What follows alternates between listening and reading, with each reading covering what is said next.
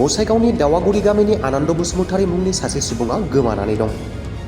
हरखाबै मेलेमारि जेंनाजों भुगिनांनानै गसाइगाव महकुमानि सिङाव थानाय 1 नं दावागुरि गामिनि थागिबि रुंसारि कालीकान्त बसुमतारीनि फिसाज्ला 27 बोसोर बैसोनि आनन्द बसुमतारी मुंनि सासे सुबुङा मैया फुंबिलिनिफ्रायनो गोमानानै दं। नखरनि सोद्रोमाफोरा फोरमायनाय बादिब्ला आनन्द बसुमतारीया सिगां समाव मोजाङैनो दंमोन। हरखाबै मेलेमारि जेंनाजों भुगिनांनानै नखरनि रावबो मिथिस्लाबै मैया फुंबिलियावनो न'निफ्रायनो खारखोमानाङो।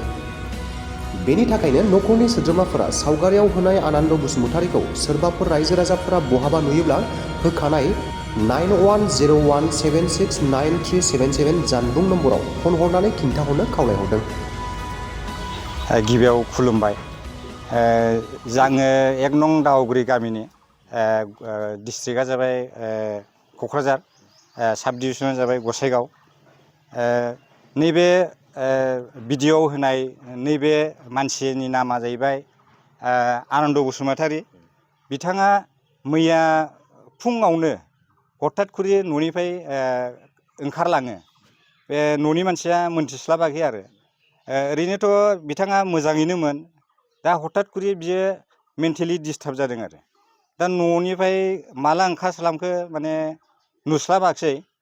थ' दा खोनानायावहाय बे मानसिया गुवाहाटियाव दं होननानै बुंदों आरो सोरबाफोर नुयोब्ला बे मानसिखौ जाहाथे थानायावहाय खबर होयो आरो थानानिफ्राय जाहाथे जोंनावहाय न'खराव जाहाथे खबर हरो अननानै।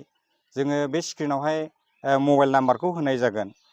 लामा सामा सोरबा जुदि नुयोब्ला जाहाथे बुदला बुदलि खालामाबालानो थानायाव जाहाथे मोजाङै खबर हरो आरो थानानिफ्राय जाहाथे जोंनावहाय अननानै खबर हरो। जों मबाइल नाम्बार होनाय जागोन।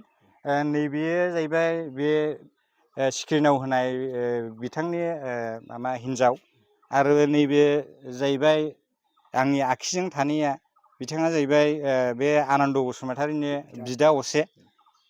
न'खरनि जानानै आंबो सासे गामिनि मानसि जानानै आं खावलायो जे बे मानसिखौ जिखुनु जा मानसिफोरा जुदि नुयोब्ला नैबे मबाइल नाम्बार होनायाव जाहाथे खबर हरो आरो थानाफोराव जाहाथे खबर हरो आरो। मुं थिसननो गोनां फरायसाफोरनि थाखाय गोजोनथाव खौरां।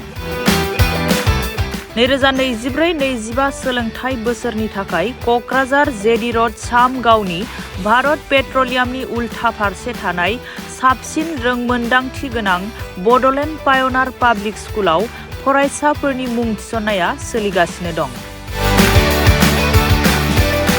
इंराजि बिजोंजों साबसिन सोलोंथाइ होनाय आरो सोलोंथायारि साबसिननि दावबायनायखौ जागायहोनो सिगां फारसे दं बड'लेण्ड पायनार पाब्लिक स्कुल।